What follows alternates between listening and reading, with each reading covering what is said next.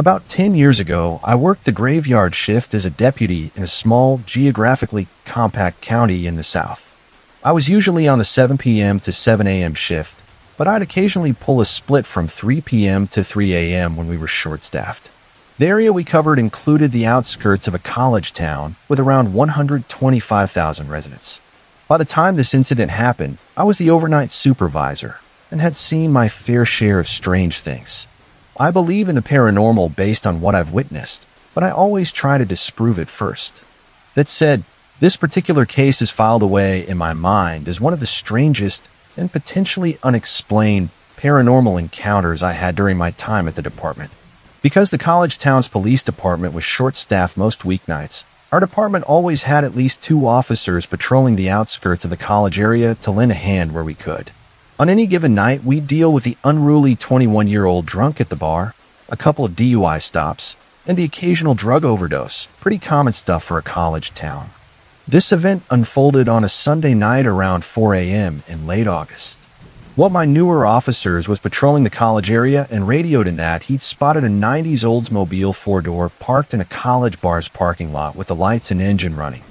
This was a low violent crime area, but it had its share of drug possession and distribution busts by the local PD and our department over the years.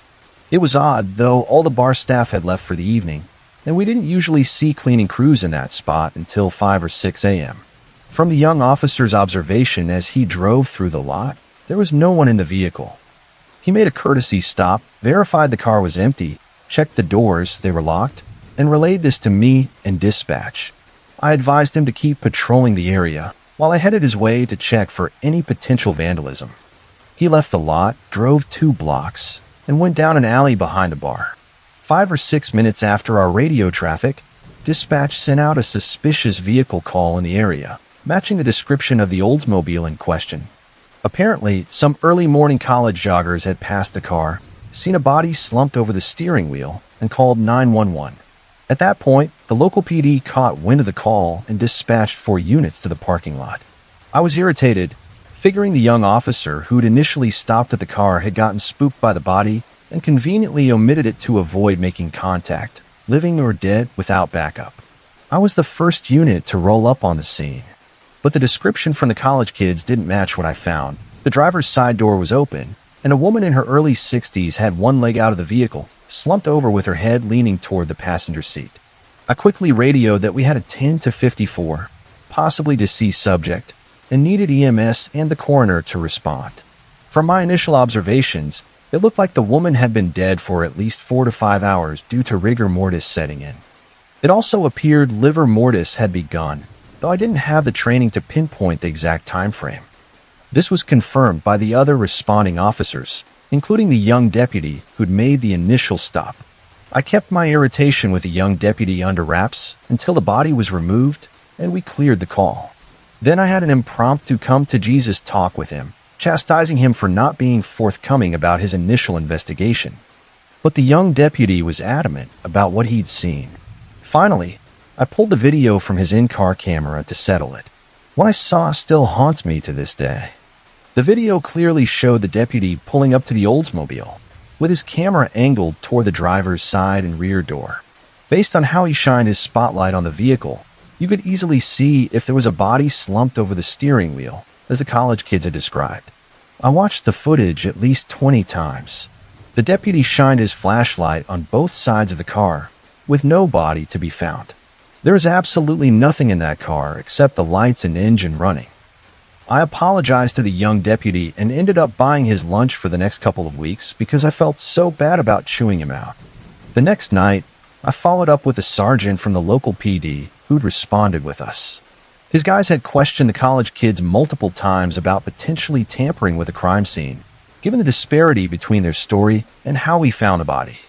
The sergeant was hot about filing tampering charges on the kids because he was certain they'd moved the body and were somehow responsible. I had a copy of the young deputy's in-car video and sent it over to his department's investigations division. About a week later, the sergeant called me and wanted to meet up for lunch. The young deputy was working, so I asked him to come along in case the case came up. Needless to say, the 3 of us were dumbfounded by the whole event. The sergeant said their investigations division declined to press charges on the kids. Based on my deputy's video, the fact that the medical examiner determined the woman had likely died of natural causes at least 4 hours before we arrived, and solid alibis for where the kids were before they went jogging.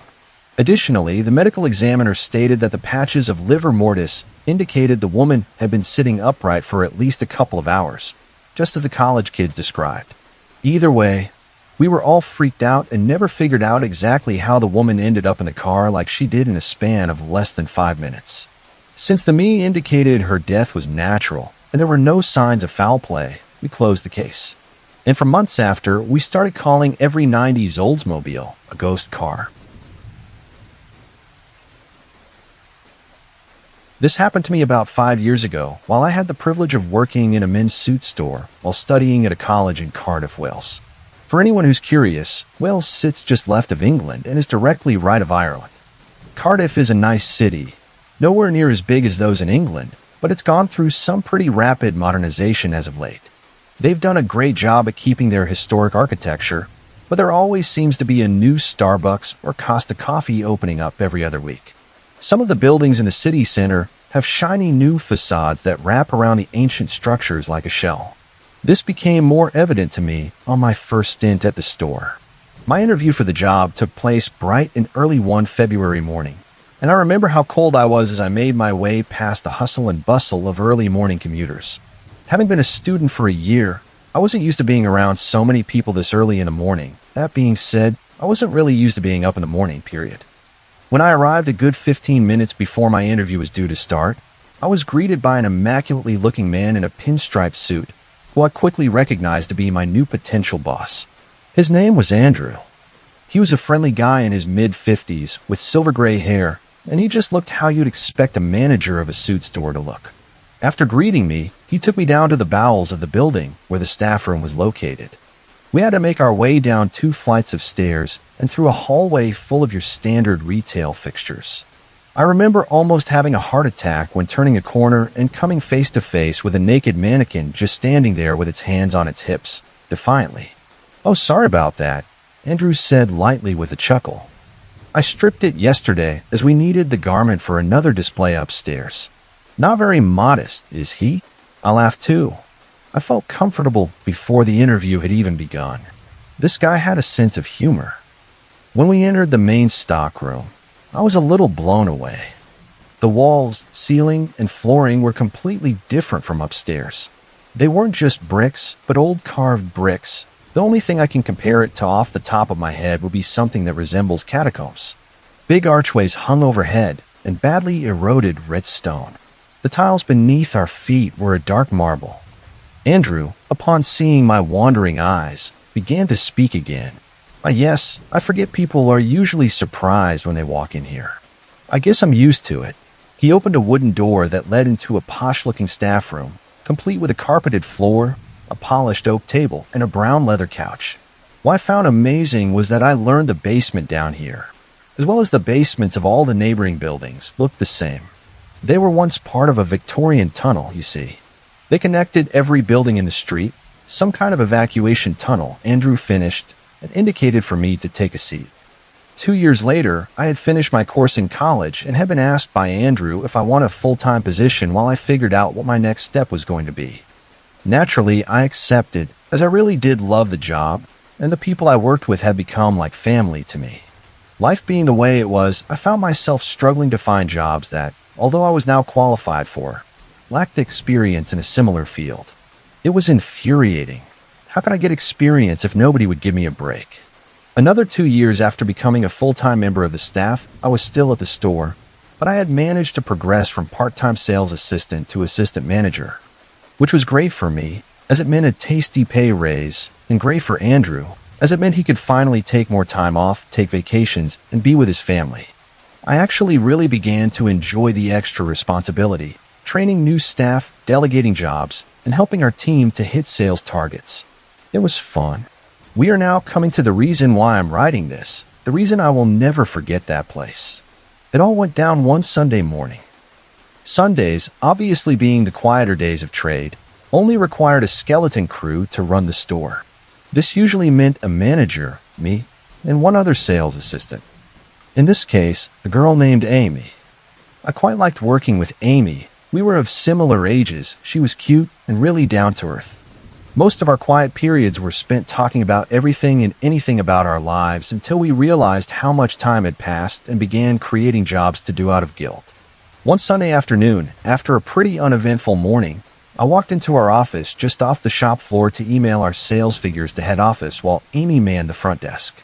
As we had two sales floors, upstairs was for suits and downstairs was for accessories and shoes. If someone went downstairs, either Amy or myself would have to go with them. One of our rules was that under no circumstances were customers to walk around downstairs unattended. As I began entering figures into a new Excel spreadsheet, I heard Amy's faint voice under the store's collection of non-threatening store music. If my memory serves me correctly, I believe it was Nickelback. She was quite rudely interrupting. I reached for the knob of the hi-fi and turned down the volume. "Want me to go, Amy?" I called. I poked my head out of the office door. "Sorry, what?" "An elderly lady just went downstairs. Would you like me to go? Or did you want me to watch the shop floor and you go down?" I looked back at the barely started spreadsheet and then back to Amy. "Oh, it's fine, I'll go. Maybe I can sell her a sports jacket and some cuff links," I said with a smile. "Do it?" Amy giggled as I walked past her. As I made my way down the steps to the ground floor, I was surprised to find that nobody was there. The room looked pristine and untouched.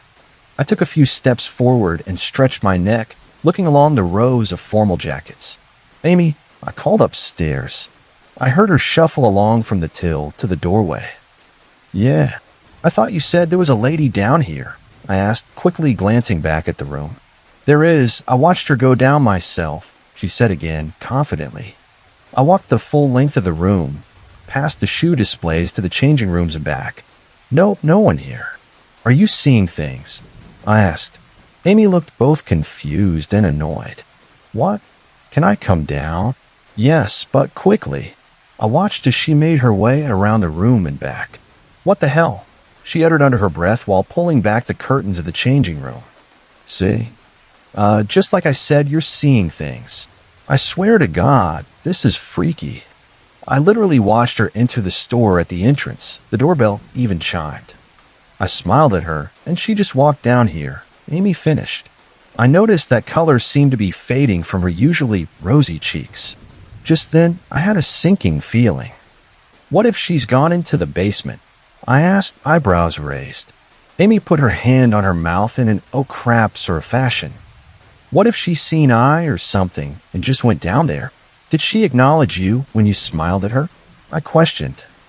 Amy's eyes looked upwards as she thought before returning to me. "She didn't." "I thought she was just being rude."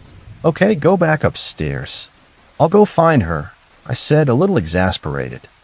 I really wasn't looking forward to this part of the job. One thing I learned from working in the fabulous world of retail is you often meet people from both sides of the mental health spectrum. My second week working at the store, some guy politely used one of our changing rooms to try on a shirt and then, having done so, took it upon himself to urinate into the small trash can there. Guess which rookie member of the team had the pleasure of fixing this problem? As I entered the basement level, the first thing to hit me was the void of total darkness. Funny thing about wandering around in the dark, you usually have some sort of natural light so you can at least see your hand in front of your face.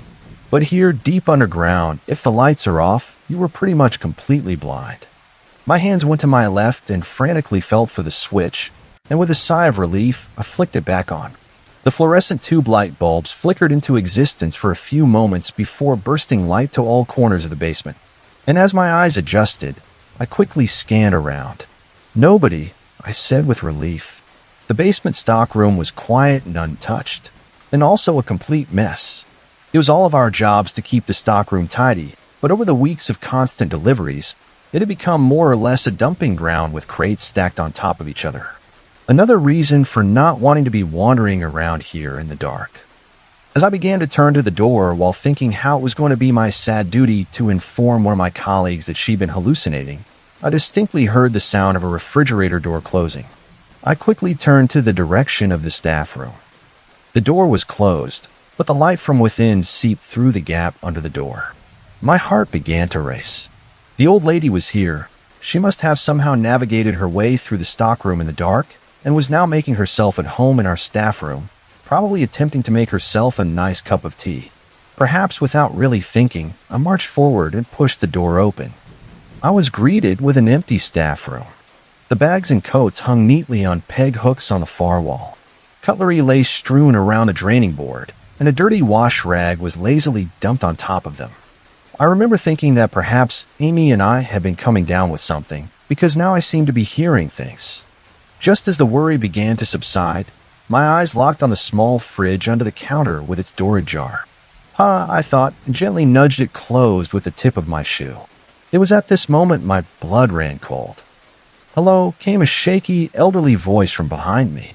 It was one of those experiences where you are so afraid that time seems to slow down.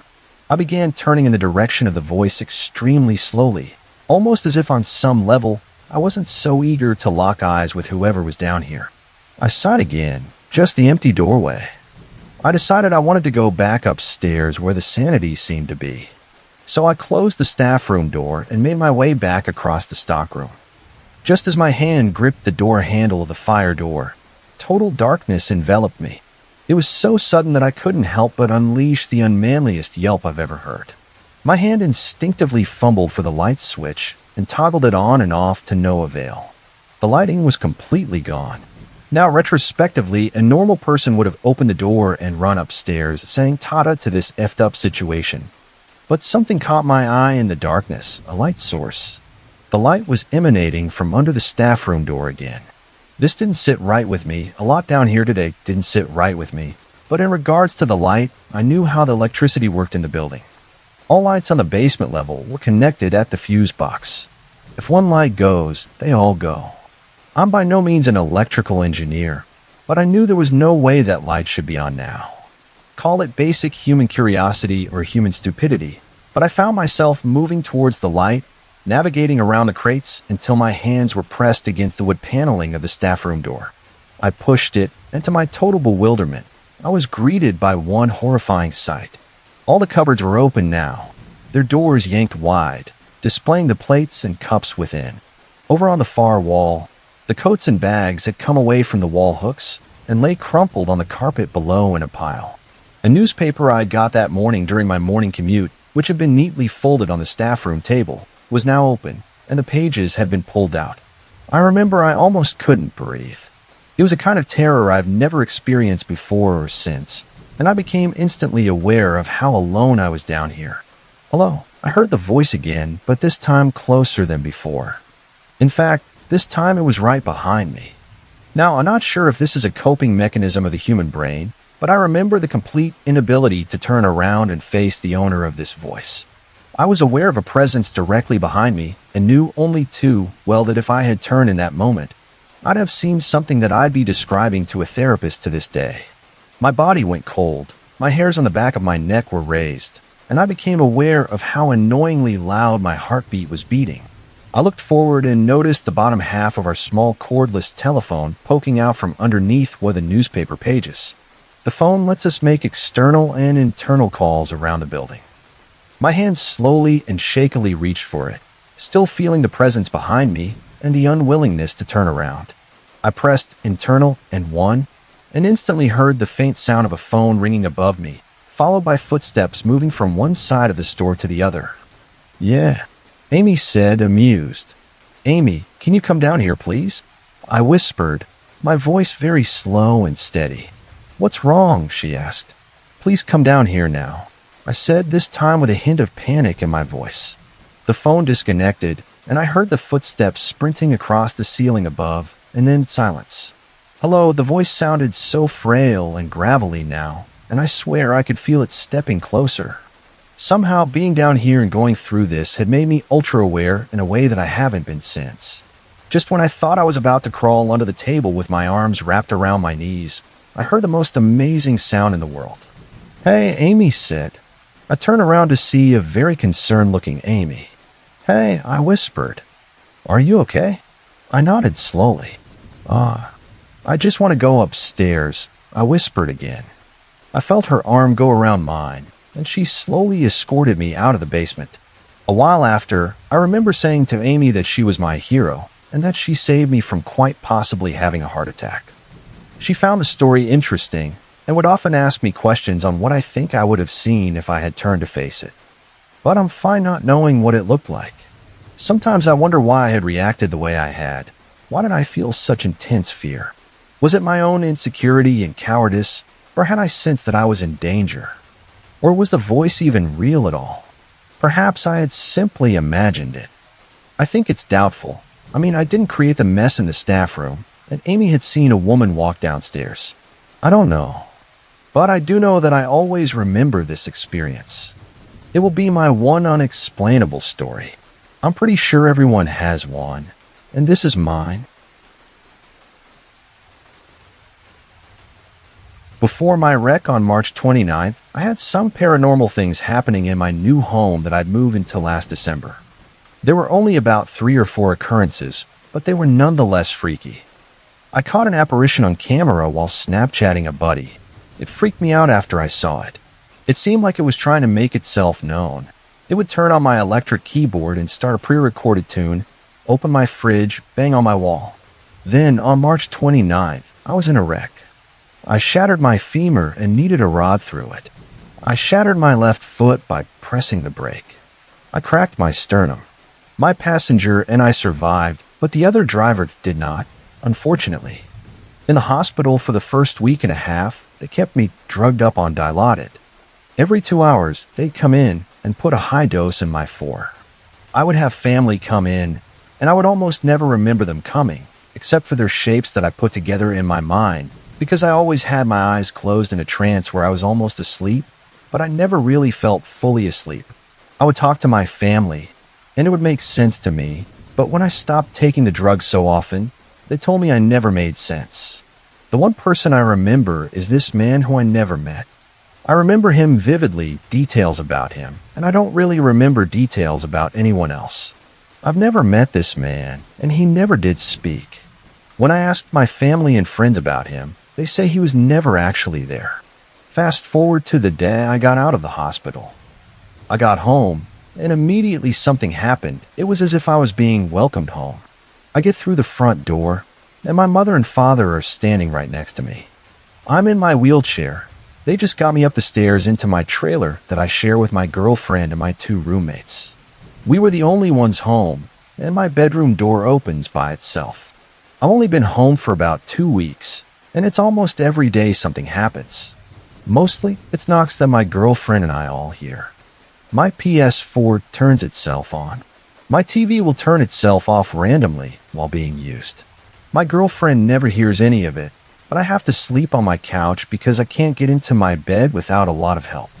But she said last night the fan in our room started spinning like it was on 3 and the knob was on 0. The only footage that I have is that of the snap that I sent. Tell me what you think. Many people don't believe the numerous paranormal encounters I've experienced in my childhood home, but they have shaped the person I am today. There's some background information you should know before I delve into my experiences. I lived with my mother, grandma, and grandpa in a large 2-story house in Manassas, Virginia. We were located a stone's throw away from the Bull Run battlefield. Literally, I could step off my front porch and in 10 strides be on the trails. Now, the Battle of First Manassas, or the First Battle of Bull Run, was basically fought in my backyard, in the surrounding woods. The Stonewall Jackson Memorial was about a half-mile down the road from our home, as well as the old stone school building dubbed the Old Stone House, if you want to look it up, repurposed as a wartime hospital for injured soldiers. As a kid, I'd go with my grandpa metal detecting. Over the years, in our backyard alone, we found numerous spent bullets from muskets, buttons from Confederate and Union uniforms, and loads of Native American arrowheads and old pottery. Now, on to some of the creepy things my family, myself, and a handful of our guests have witnessed, heard, and felt. As a child, I slept in my mother's bed until I was 13, and the only reason I stopped was because we moved away from that house. This is a story that's kind of creepy, but honestly, it gives me almost a sense of a guardian angel or something of the sort. I don't have any recollection of this, but my mother just loves to retell this incident to me. Apparently, I was about 4 years old and didn't sneak into my mother's room the night before. That morning, she told me how proud she was that I slept in my own bed like a big girl. My response was, the nice man came and tucked me in and told me not to be afraid because he was watching over me. She was a bit freaked out, but it didn't seem sinister, unlike some of the other events in our home, so she didn't push me for much info. I also used to hear my name called around the house and barn. It was almost like someone was calling from far away. I remember asking my grandma if she'd been calling for me, but she had not. She also confided in me that she heard her name called sometimes as well. Over the years, we all heard ourselves being called, but we just tried to dismiss it. My mom and I had the downstairs to ourselves, and my grandparents lived upstairs. They would go on trips a lot for stamp shows, leaving my mother and me the run of the house. Almost every time they were gone for a few nights, weird things would start happening. We would hear the TV and radio turn on upstairs, but once we went to check it out, there wouldn't be anything on. We would also hear tons of footsteps going on through the upstairs, as well as the toilets flushing at night. Our dog would lay over our legs and continuously growl at the ceiling. It was so creepy, seeing as she was a very sweet dog and hardly ever took to growling at anything else. My mom and her 3 siblings had lived in the house as kids and teenagers and had tons of creepy stuff happen to them. My uncle was sleeping downstairs in bed and woke to a man standing at the end of his bed. He literally had to run past this man up the stairs and into his parents' bedroom. He told my grandpa what he had seen. Grandpa grabbed an aluminum baseball bat and headed downstairs. Now, the previous owners had a schizophrenic son, so my grandpa assumed he was having an episode and made his way back to the house in a confused state. Once downstairs, they checked all the rooms, but to no avail. They then asked my uncle what the man looked like. His description was of a young man in a gray uniform with no hands or feet. His description closely resembled a Confederate soldier.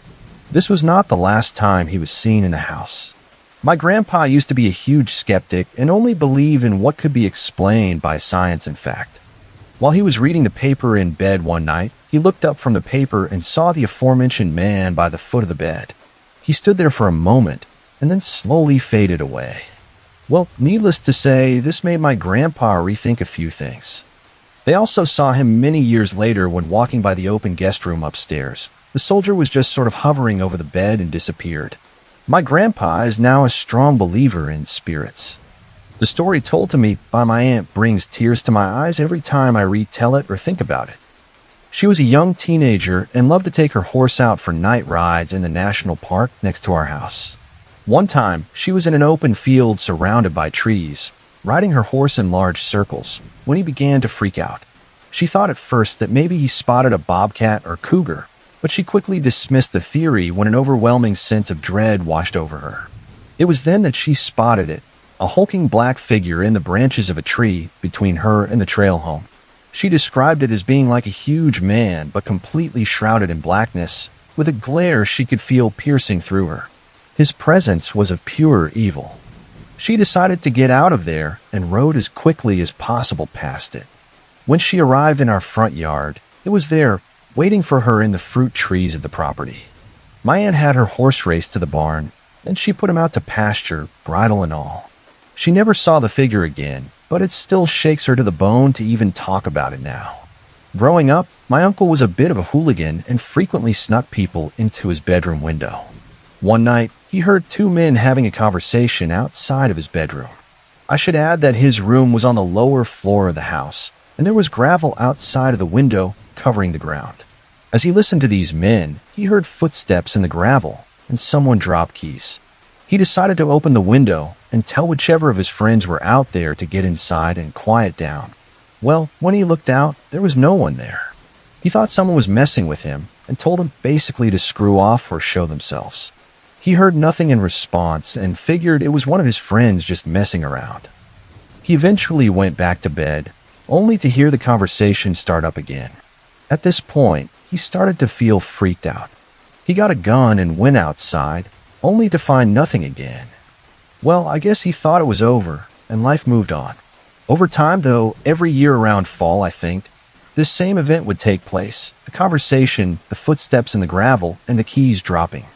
He apparently just got used to it somehow. Once I was born, my uncle had already moved out, and lo and behold, that became my room. I never heard the keys, but on multiple occasions I did hear footsteps in the gravel. And both my mom and I heard a conversation on the downstairs porch. It was a man and a woman this time. We figured it was my grandparents outside enjoying the nice night. That morning, when we asked them about it, they were insistent that at that time, though we heard them, they were sleeping in bed. We were both thoroughly freaked out. These weird events happened to me in early 2014 in Tujunga, a small town on the edge of the Angeles National Forest outside of Los Angeles, California. Actually, this is just the first of a series of events that occurred during my stay in this wonderful but dark little town, whose longtime residents called its weird energy the Veil, and claimed it helped keep the property developers away. I ride horses and have a dressage horse who needs a lot of attention. At the time, I was keeping him at a wonderful little barn in the Angeles National Forest nearest my apartment in town. For context, I'm a 5 feet 9 inches athletic beef castle of a girl. I ride rank horses, can take a punch, and even though I'm politically very aggressive, I have a sort of red state vibe. I'm originally from Kentucky, love guns, drive an old Dodge 2500, and generally sauntered through life feeling stupidly afraid of most things and greatly overestimating my own abilities, like the quintessential American dumbass. I'm one of those people who is sure they would have one fear factor like no problem. I was often the last person to leave the barn late at night and would turn all of the lights off, making the place pitch black. Darkness has never bothered me, and I sometimes hiked alone at night on the fire roads. For several months, this awful redacted of a horse trainer kept this beautiful horse named Irish pinned up in a miserable box stall at the back of the property, in constant pain due to a serious problem called laminitis. He broke my heart. I spent about an hour every night with him, holding his massive head and assuring him things would be better soon. He was truly a sublimely wise and kind being. It was as if he wanted to comfort me because I was so sad for him. Man, thinking about him now, my eyes are burning. That situation really hurt me deeply. I and many others confronted the old redacted about putting him down, but she refused, and animal control was useless. It was an affront to everything that is good and decent in the universe to keep this horse in pain and isolated. And if I ever get a terminal illness, maybe I'll track her down and gut her. Anyway, one night I came out to care for my own horse, and Irish's stall was empty. He had finally been put to sleep. Thank God. I was so relieved. A weight lifted from my shoulders, and I imagined him in the next world, restored to youth and in tall grass. I worked my horse, groomed, fed, and put him to bed as usual. I was the last person there. It was about 9:30 p.m. I walked down the little road that ran between the horse corrals and turned off all the perimeter lights. The farm became impenetrably black as usual. Only not as usual. This time, every fiber of my being was alive with adrenaline. Something is here with me. Redacted. Frozen, listening. The horses made their usual sounds, shuffling in their wood chip bedding, obscuring any sounds this thing could be making. I slowly reached inside my sports bra for the thin switchblade I keep under my right boob. Something is here. Something is behind me, in the black area by Irish's old stall. Mountain lion? I thought. Unlikely, the horses would be flipping out at the smell. It must be a meth head from the river wash hiding out, planning to rob, rape, or kill me once the lights go down. No, it doesn't feel like that. But it must be that, right? It has to be. So I say, what's up, Redacted? You want to bang heads with me? Redacted, you want to get perforated tonight? Let's go. Nothing. I don't think this is human. Panicking inside, I try to move stealthily down the little road, sticking tight to the row of sheds, staying off the road itself. I had a huge new F-150 at that time, and as I got closer, I got my keys out, hit the remote that lit up all the lights, and I just ran for it, really ran like Redacted. Something is on me, and this could be life or death. I get in, lock it, and fishtail out of the dirt lot. For some reason, I didn't want to drive home. I turned the radio on, drove around the neighborhood, caught my breath, and somehow managed to convince myself I'm just a dumb girl who's probably about to go on her period and let her imagination run away with her. I finally parked it and went upstairs to my apartment. My roommate was already asleep with her door closed. I brushed my teeth and fell asleep with my sweet old cat. At some point in the middle of the night, my ancient rescue cat wakes up and starts growling. This really redacted growl, like get the redacted out of my room redacted kind of growl, focused on the door of the bedroom. I go back to sleep. I had a series of terrible dreams that kept waking me up, but the only one I remember was that a little troll-like spirit had moved into the apartment with us. He was about 3 feet tall. He was invisible, but had an outline kind of like the Predator, so you could perceive his form. He had short little stubby legs, hobbit-style big feet. He was portly. He had big, ugly, pointy ears that went past the top of his bald head. His arms were skinny, and he had claw-like hands. That was his shape, and he was a very nasty little spirit. The next morning, on the drive into the office, I called my roommate, not wanting to prompt her. I simply asked her, "Hey girl, how'd you sleep?" And she said, "I had the worst dreams, dude. It was like this little redacted guy moved into our apartment, sort of like a ghost or something, and we couldn't get rid of him. It was awful." I nearly rear-ended the car in front of me when she said that. I told her everything that had happened the night before, and she was pretty stunned. I said I'd call my dear friend Will, who has a degree in Arctic medicine, to see what he says. Will explained that in some Eastern traditions, it is believed that any soul who dies in pain is reincarnated as a negative entity who carries the rage and injustice of its situation into the next world. So if you carry that to its logical conclusion, Rish, the beautiful being who passed away had been transmuted into this ghastly little redacted and attached himself to me, following me back to my apartment. Oh crap. And let's just unpack this whole thing for a moment. So a kindly soul is tortured for months until he dies, and instead of receiving merciful healing, he is turned into a shitty demon who tries to be my third roommate? Yeah, great system. Will suggested that my roommate and I do the standard burning of the sage. No idea why that's always the go-to move in hauntings, but we did it. We were both super uneasy in the flat, and the cats were edgy. He gave us instructions to do a meditation that night before bed. It involves imagining that your body is filled with pure white light, then you fill the aura around you with this light, then you fill the room with this light, then Tahunga, then the state of California, then Earth, and finally, you fill the entire known cosmos with this white light. And it pushes the negative entity outside of your realm.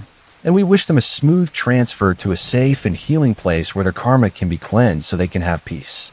It sounds like we're redacted, but honestly, it was very comforting and felt great to do it.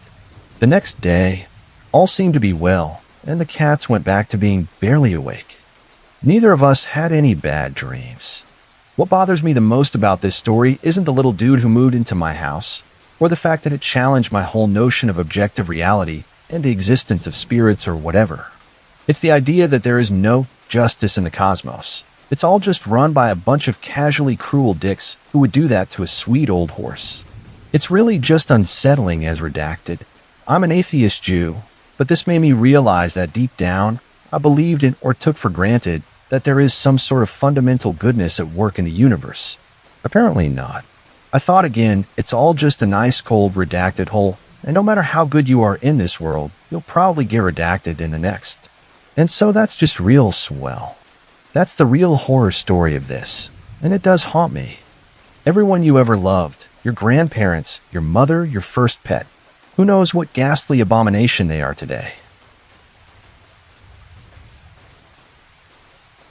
Spirits and the paranormal have followed me my entire life. I'm not sure why, but every house I've ever lived in eventually has some sort of paranormal activity. My mom has theorized that because I am an intuitive, I track them. But perhaps the most active home I have ever lived in was an apartment that I lived in from the time I was 12 until I was 17. So this will be pretty long.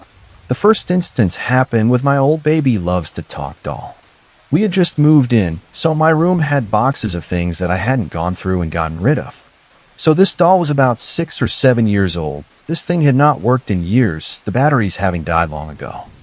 One night I was sleeping and all of a sudden I hear this redacted doll say, "ABC 123, I love you." I have never bolted from my bed so fast. I got my mom freaking out, and as she came to check it out, the thing was still talking and giggling. So my mom tries to take the batteries out, only to find out it only has one in it to begin with. She took it to the dumpster that night. The next big thing that happened to me was one night when I was playing my PlayStation PS1. All of a sudden, the TV shut off for no good reason. It was one of the old tube TVs, so I leaned forward to turn the TV back on. The picture came back, but as soon as I let go of the button, it would shut off again. I held it down for a few seconds, hoping it would fix it, and my PlayStation randomly started restarting over and over. I let go of the button, and the TV stayed on, but the screen kept glitching. So I tried to turn it off. This time, the TV would only stay off if I was holding the button down. Finally, I decided to unplug it and plug it back in. And when I turned it back on, it was on the introduction screen for the TV. Now, this TV was top of the line when we got it, so when you first set it up, it has this 5-minute video that plays to show you how to use it. It is only supposed to play once during the initial setup. There wasn't even an option to watch it again. As soon as the video ended, it turned off again, and once again, I had to hold the button down to keep the screen on. At this point, I went to tell my mom that the TV was broken. As I'm telling her, there's this really loud static sound coming from the living room. We both go to look, and the TV is on one of those empty channels with just static, and the volume is turning up as we're watching the screen. My mom unplugs the TV, tells me she'll deal with it in the morning. So I'm sleeping, and I hear really loud music in my room, and I assume it's the TV. So I go out to ask my mom to keep it down. As soon as she sees me, she looks a little freaked out and says the TV is working again. I was really tired, so I just said, "Good, we don't have to get a new one. Can you turn it down, though?" I'm trying to sleep. That's when I noticed that the TV was on and turning up again while I was watching it. It was unplugged. The last story I'll tell you about was one night when I was 15. I was really into working out, so I was doing so in my room late at night. As I'm doing my crunches, I said in my head, as soon as I'm done, I'm going to get a granola bar. So I finished my set, got up to go to the kitchen, and when I get to the dining room, I see that the entire box of granola bars is strewn all over the floor, and the pantry is wide open. I just slowly stepped back into my room and hid under the covers until I fell asleep. I work in a mental health facility.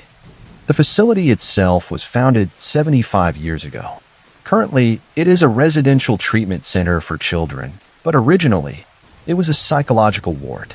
Most of my experiences are in one of the longest standing buildings.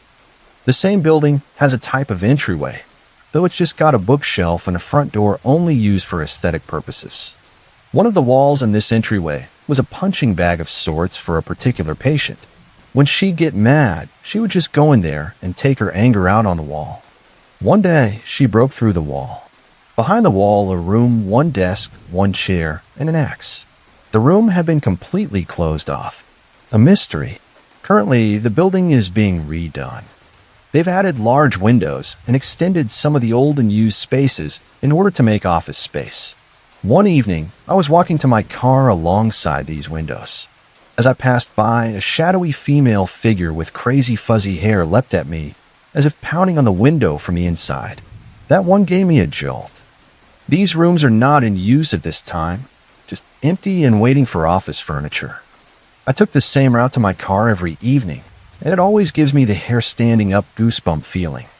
I tend to avert my eyes from the windows, not because I'm scared, but because I know the probability of my seeing something is pretty high, and I'd just rather not.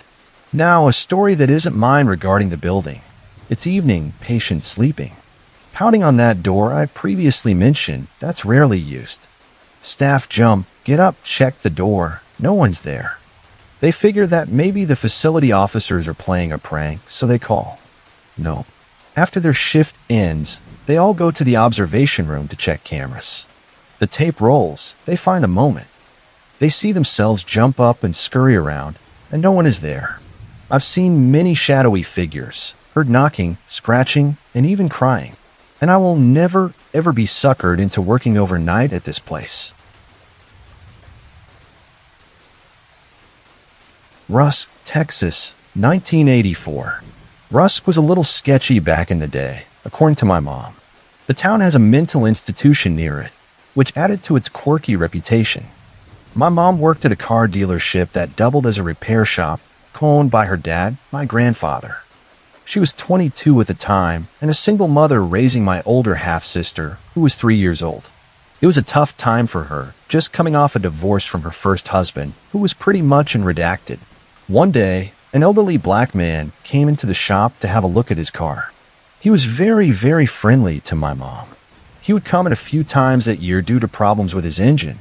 I believe his car was around 2 decades old at that time. Eventually, he and my mom became sort of like friends, always talking about each other's families. He'd bring cakes and cornbread with him every time, and sometimes he would drop by just to say hello. As their friendship grew, their conversations became personal. He knew about my mom's struggles and depression. He always listened to her calmly and patiently. My mom says he seemed to know the right thing to say every time, a very uplifting guy. Apparently, he lit the room up when he entered. Well, one day, my mom offered to take him home. On the outskirts of town, this guy lived outside the city limits of Rusk. When my mom pulled up to his house, it looked dilapidated. Like, seriously, it was in very poor condition. Mold grew on the right side of the house, the dark green paint was chipping, the front yard was full of weeds with lots of overgrown shrubbery, etc. This wasn't a neighborhood either. There were several acres separating his home from the ones down the road. That's how it was in that entire area. This part of Rusk was sprinkled with small wooded areas and open plains. Beautiful, but not the kind of area you want to get lost in at night, given the coyotes, not to mention some illicit gang activity and drug dealing. She felt sorry for him and watched him into the house, turned back, and waved goodbye with a smile on his face before closing the door. That was the last she ever saw of him. About a month later or so, she wondered why he'd stopped coming by the shop to say hello. So she drove out to his house to see if he was okay. The dude lived alone, so maybe something had happened to him, she thought. She came to the house, knocked, and no one answered. My mom left and sort of brushed it off. Time goes by again, and she still doesn't hear from him. She decided to drive out there again. No answer at the door. She drove down the road, which was very gritty, dusty, and with a rotting pavement, to the neighbor's house. The neighbor answered and was completely puzzled when my mom asked about the old black guy down the road. He told her nobody has lived in that house since the 60s. He legitimately had no clue what she was talking about. Afterwards, she talked to a few people in the area downtown by the auto shop, and most of them said pretty much the same thing. That hardly anybody lived on that side of town, and that none of them had ever even heard of the elderly black man in that area. She was pretty upset that he disappeared off the radar. Eventually, my mom got her redacted together, got a better job, and moved out to Nacogdoches in '86, where she eventually met my dad in '88. To this day, my mom believes that guy was an angel. At our department, we had fairly strict policies regarding how we handled 911 calls that were either misdials or dead air/static. We always sent 2 officers out to the address to ascertain why and how the call was made. Our state had a database of this information and put out statistics every year on it. Additionally, it was a fairly useful deterrent against the kids who loved prank calling and the old folks who called dispatch just to have someone to talk to. Like I stated before, we were a fairly small county. This particular case involves some fairly strange 911 calls in a newer subdivision in our county. Shortly after I began working as a deputy in early 2001, real estate developers began to build expensive housing in a newly cut subdivision that ran against one of the larger creeks in our county. Seemingly overnight, a huge wooded area turned into $800,000 plus housing. At night, myself and another deputy would go on foot patrol through the new subdivision. It was a way to kill time on slow nights and another way to fulfill our curiosity about how big these houses really were. However, there was one larger Victorian-style 2-story house that overlooked the river that we typically did a quick patrol through and got the hell out of there. I could never put my finger on it, but I always had a feeling of uneasiness when we walked on the property and through the home as it was under construction. The other deputy, a good friend of mine, always told me that shadows were watching him when we walked through that house. We jokingly called the house Marilyn Manson's crib. We never felt weird in any other situation or location in that subdivision. Months passed, and most of the subdivision was complete. By early summer, people began to move in, and all shifts at the sheriff's department began to patrol the area. However, the house I felt strange and had seemingly come to a construction standstill. From talking to the general contractor, the real estate company had 3 potential buyers for the home, but they all backed out for various reasons. Now, this was not uncommon due to the high prices and uncertainty over property taxes, but something in my mind just didn't add up. After speaking to some of the subcontractors involved, it seemed like the potential buyers toured the property and need out of the deal as quick as possible. Around December 2001, the buyer was finally found for the house, but the closing had to be delayed to finalize some utility issues in the area. About 2 weeks before the new owners closed on the home, our dispatch received a 911 call from the home with dead air. I was on shift that night and took lead while another deputy headed my way.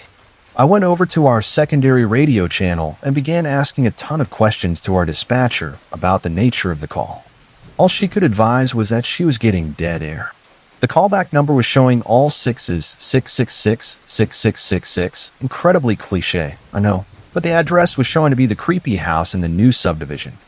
I found this quite odd, as the general contractor had sent our department the housing number for this particular street a couple of days before the call.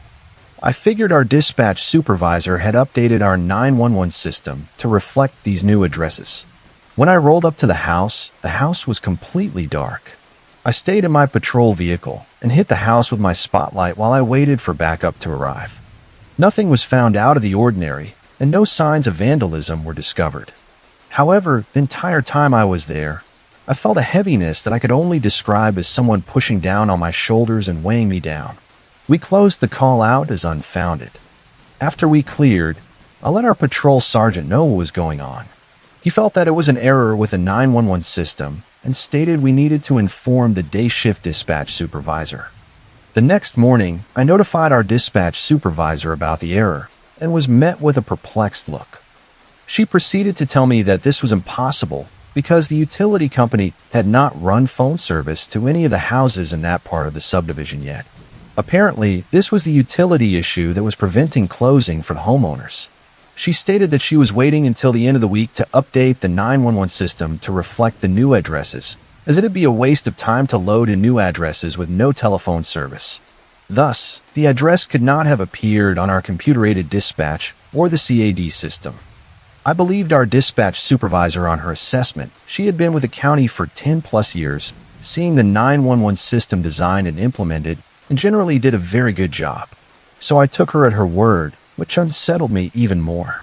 Determined to get to the bottom of the issue, I passed this on to the day sergeant and asked if one of the deputies could follow up with the phone company if they were out working near that house.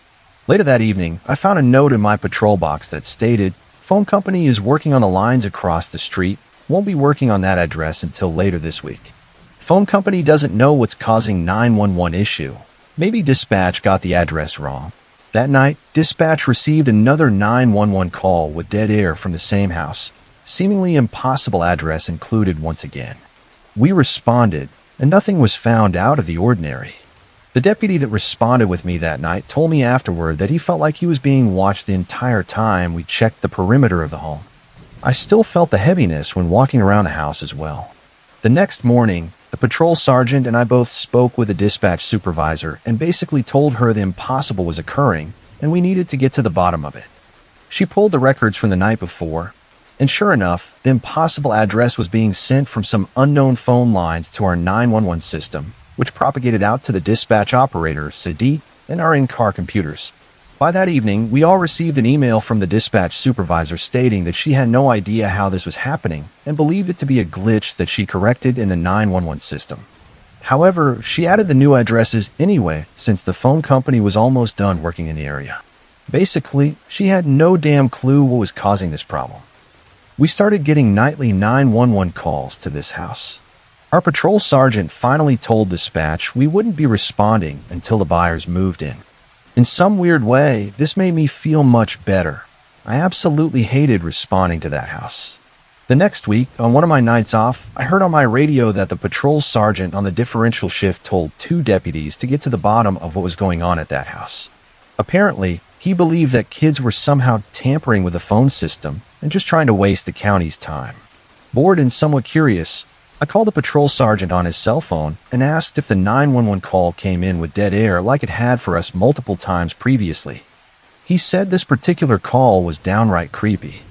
He stated dispatch answered the call, and it sounded like someone was either gagged or the phone was completely muffled. Apparently, the person on the other end of the line sounded like they were in distress and sounded like they were talking at a rapid pace. Now, at this point, the new owners still had not moved into the house, and as far as I know, had not connected to phone service, like all the other times before. The deputies got on scene, checked the perimeter, and looked through the house to the best of their abilities and found nothing. However, one of them mentioned feeling unusually cold when walking near the back of the property. I talked with him later, as this was fairly strange since he was the only one who felt it, and our average temperature at night in December hovers a little above 55. The deputy who reported the coldness was directed by the sergeant to park in front of the house for a couple of hours to look out for anything suspicious. Apparently, the deputy lasted about another hour and a half before throwing up about 6 or 7 times on the side of the road and took off for the evening. I talked with him about his experience a couple days later, and he stated he felt fine after he left the area. However, he said the longer he was near the house, the sicker he felt. Anecdotal at best, but it still creeped me out. A few weeks passed, and the new homeowners, husband, wife, and 2 kids, moved in, stayed less than 3 months, and put the home on the market at a fairly substantial loss. We received numerous 911 calls from the homeowners, ranging from prowlers in the area to break-ins with a suspect still in the residence. Now, the calls were coming from the alarm company instead of the homeowners themselves. Apparently, they installed a fairly high-end security system with motion sensors that called the security company after the owners armed the system in the master bedroom before going to sleep. 8 out of 10 calls we received were from motion sensor activation alarms. I probably responded a total of 20 times in 3 months to the house. I think the alarm company was out there almost as many times but could never find a defect in the system. The owner, husband, was continually traveling for business, leaving the wife and kids home for the better part of the 3 months they lived there. The wife was absolutely convinced the house was haunted. Now, based on the contact I had with the wife, I tended to believe her. She was well-educated, very articulate, and her description of shadows moving scared the hell out of me, as that was eerily similar to what my friend encountered. In fact, my deputy friend who often responded to the calls with me made it known to the wife that he saw something similar before the house's construction was complete. I still jokingly blame him for costing that family a ton of money after they got the hell out of there. Before the family moved, we encouraged them to get with their alarm company and install cameras that activated with an alarm system to see if they could get to the bottom of what was causing the motion sensors to activate and call the alarm company. However, they never did. I think the wife's persistence got to the husband, and he sold the house just to get her to stop talking about it. During the last month they were there, our sheriff felt it necessary to send an off-duty deputy to sit outside the residence on more than 3 occasions, just to ease the mind of the wife. Each time a different deputy was sent, all of them reported feeling strange while on assignment, but no one reported seeing anything suspicious. Since the first family left, that house was owned by at least 12 different families since 2002. We kept getting 911 calls that were either from the alarm company and or dead air for as long as I worked at that department. Most owners didn't stay for more than a year and a half. I think most of them stayed there just long enough to sell the house at a reasonable price to the next poor, unsuspecting buyer. I particularly felt bad for a family who got stuck with the house during the housing crisis of 08 and 09. I can't stress how strange this is, as a majority of the original owners in the subdivision continue to live there, and we rarely got calls to any other house in the subdivision. I could probably write a book about that house based on the 9 years I worked at that department.